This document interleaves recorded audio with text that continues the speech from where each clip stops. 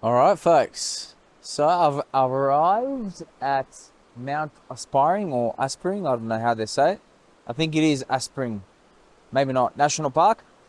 In search of Fantail Falls. So I am not at the falls just yet. I decided to go a different way just to kind of explore the area because it's so beautiful. Like it's quite rocky. It's quite different to where I've been in New Zealand in the days before. But look, it seems pretty quiet as well in terms of people. I don't think it's as touristy. There's definitely a hell of a lot of water, so I'm gonna make my way that way and shoot some falls, see if we get anything nice. Look at this beauty.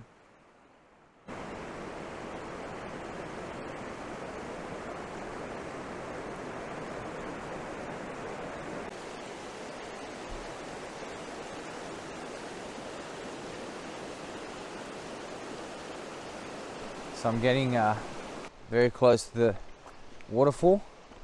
I can actually hear it. It's just around the corner there. Now I won't be able to pass because there's a water and the water's freezing. So I'm not gonna bother getting my feet wet, although I could, as the water's not necessarily deep.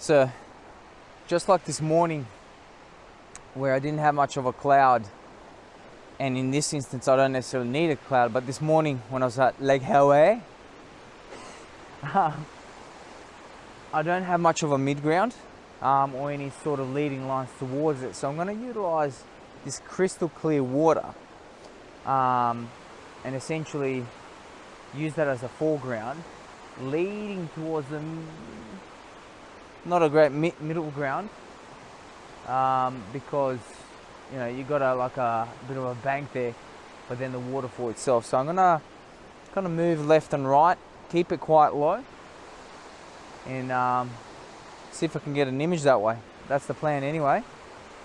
So I'll just go ahead and shut up.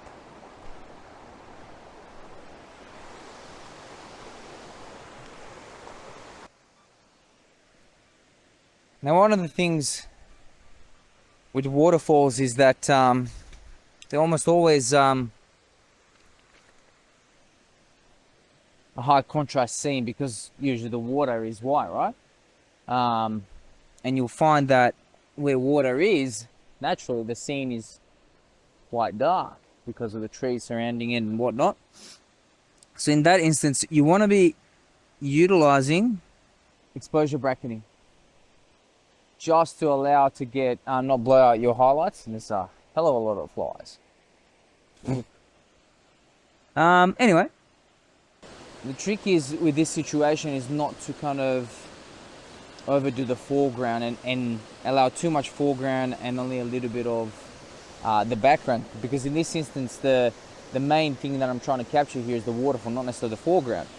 With a wide 16 to 35mm lens, you'll find that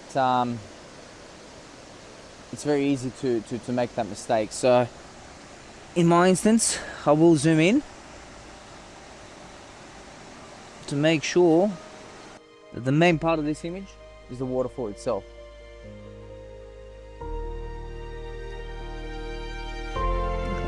Okay. Check it out.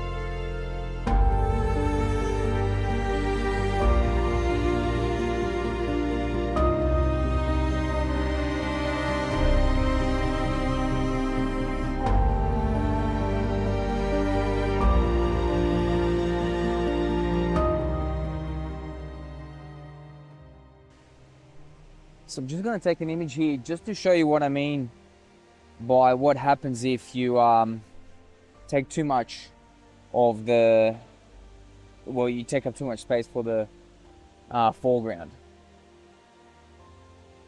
So look at that. You will notice my subject, the waterfall, is way too small, and that is because 2/3 of the image is facing towards the rocks, making it quite imbalanced. So avoid that at all costs. What I might do now is take a few images of, with my 100 to 400mm lens.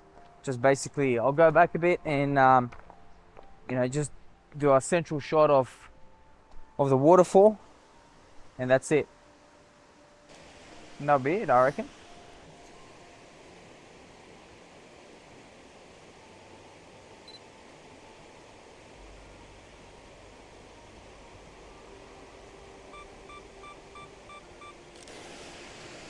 So what I've done just then is actually taken a vertical panorama shot with a focal length of 100mm. So, a little bit strange, a little bit different, but that's what you do. So, I'm gonna pack up and gonna make my way to Blue Pools. See if there's anything nice there. I know it's a nice little walk. Whether there's any photography, you find out in a second.